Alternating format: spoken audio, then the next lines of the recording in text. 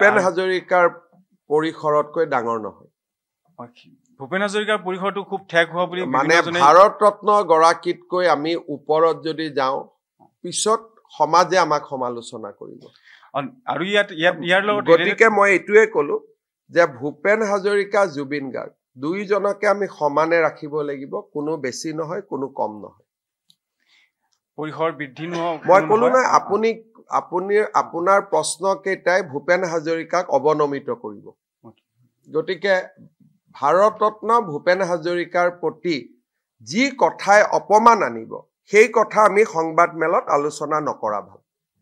ঠিক আছে মই সেই প্ৰসংগটো আধা হ'ল মোৰ প্ৰশ্নটো এনেকুৱা আছিল যে যিখিনি জুবিন ক্ষেত্ৰৰ কাৰণে পৰিসৰ দিয়া হৈছে তাৰ লগত সাঙুৰ খোৱা এনেধৰণৰ কথা বিভিন্ন কথা চৰ্চা চলিল যে কাৰোবাৰ মাটি আছে মাটি নাই এনেধৰণৰ কথা মই কথাটো কৈছো যে যিটো পৰিসৰ ধাৰ্য কৰা হৈছে সেই সীমাৰ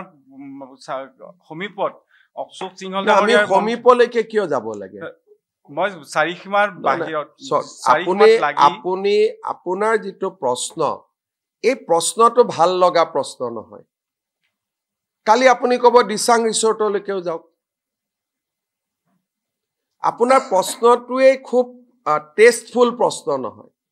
ভূপেন হাজৰিকাৰ সমাধিত 6.5 বিঘা মাটি আছে জুবিন গাৰ্গৰ সমাধিত আমি 10 বিঘা মাটি দিয়া আছে আৰু তাৰ কাৰণে আমি ইতিমধ্যে কৈছো যে অসমৰ দুগৰাকী হিয়াৰ আমঠু ভূপেন দা জুবিন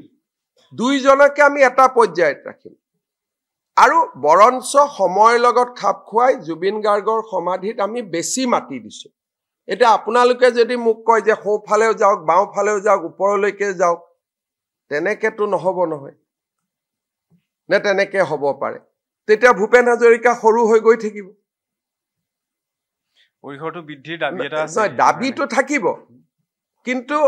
এক হাতত আমি ভূপেন হাজৰিকাক লৈ চলিব লাগিব এক হাতত জুবিন গাৰ্গক লৈ চলিব লাগিব কাৰণ দুইজনে আমাৰ সংস্কৃতিৰ আপুনি ভূপেন হাজৰিকাৰ কাৰণে কিয় দাবী কৰা নাই নিশ্চয় সেইটো কৰা নাই না মই শিকাই দিয়াৰ পিছতহে কৰিছে গতিকে প্ৰশ্নটো আপুনি কওক যে ভূপেন হাজৰিকাকো 100 বিঘা দিয়ক আৰু এটা কথা মনত ৰাখিব যে আজিৰ প্ৰজন্মই যদি কিবা ভুল কৰি থৈ যায় ভৱিষ্যত প্ৰজন্মই আমাক ক্ষমা নকৰিব গতিকে মই একদম ক্লিয়াৰলি প্ৰথম দিনাৰ পৰাই কৈ আছো যে ভূপেন হাজৰিকা জুবিন গাৰ্গক দুইজনকে সমানে মানে সমমৰ্যাদাৰে কিন্তু পৰিৱৰ্তিত পৰিস্থিতিত আমি বেছিকৈ মাটি দিছো এতিয়া আপোনালোকে ক'ব সোঁফালে যাওক বাওঁফালে যাওক ওপৰত যাওক এনেকেতো নহব তেতিয়ালেতো আমি মানুহজনক বিতৰ্কত ঠেলি দিয়া হ'ব আপোনালোকে জুবিন গাৰ্গৰ লগত অশোক সিংহালৰ লৈ আনিলে অশোক সিংহালৰ মাটি আছে অশোক সিংহালৰ ইস্যু উলিয়াওক তাত জুবিনৰ নামটো কিয় ইউজ কৰিব লাগে তানে আপোনালোকে যেনে তেনে জুবিনক বিতৰ্কত ৰাখিব খোজে বিতৰ্কটো অশোক সিংহালৰ বিতৰ্ক হ'ব লাগে তাত জুবিনক কিয় সাঙুৰি ল'ব লাগে তেনেকে ক'লেতো তাত জয়ন্ত বৰুৱাৰো মাটি আছিল ট্ৰাইবেল বেল্ট এণ্ড ব্লকত সেইটোতো নিউজত আপোনালোকে কৰা নাই ৰুবি বৰুৱাৰ নামত মাটি আছিল সেইটো কিয় কৰা নাই অশোক সিংহালক বেয়া পাই তাক ডাইৰেক্ট মাৰক তাৰ কাৰণে জুবিনক কিয় আনিব লাগে জুবিনক বিতৰ্কত নানিব অলৰেডি বহুতখিনি কৰি পেলাই আমি বহুত আননেচেসাৰী চাউল নালাগে দালি নালাগে জুবিন ক্ষেত্ৰখনত আমি বহুত বিতৰ্ক কৰিছো আৰু নকৰিব শান্তিত থাকিব দিয়ক তাক ৰেষ্ট ল'ব দিয়ক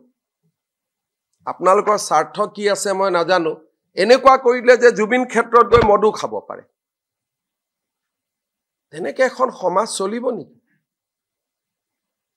সমাজ এখন তেনেকে চলে নেকি সাহস আছে ডাইৰেক্ট কক অশোক সিংহালৰ মাটি খেদি দিব লাগে তাত জুবিনৰ নামটো কিয় আনে পিছফালেতো ডন বস্কোৰো মাটি আছে কক যে ডন বস্কো খেদি দিব লাগে কক কিন্তু জুবিনক কিয় বিতৰ্কত আনে ল'ৰাটো কি শান্তিত থাকিব নিদিব নেকি আপোনালোকে বাৰে বাৰে জুবিনক কিয় শান্তিত থাকিব নিদিয়ে কি কৰিছে বেচাৰে আপোনালোকক কি কষ্ট দিছে জুবিনৰ নামটো লৈ আপোনালোকে বিজেপিৰ গভৰ্ণমেণ্টখন ভাঙি দিব খোজে এই কামটোত কিয় লাগি আছে শান্তিত থাকিব দিয়কচোন ল'ৰাজনক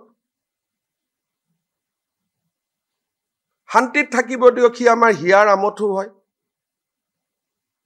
অসমীয়া জাতি ইমান তলত যাব নোৱাৰেতো যে তাত যাব দিয়ক, মদ খাব দিয়ক, অমুক খাব দিয়ক, ইমান তলত যাব নোৱাৰে। সেইকাৰণে আমি তেজেৰে জুবিনক আমি সন্মান জনাব খুজিছো। 18 তাৰিখে মই নিজেও ব্লাড দিম, যে জুবিনৰ সন্মান তেজেৰে আমি দিম। আপোনালোকে ক'ত লৈ গৈ আছে? অশোক সিংহালক বেয়া পাই ধৰি মাৰক 2 লাঠি, কোনো আপত্তি নাই। তাত জুবিনক কিয় ব্যৱহাৰ কৰিব লাগে?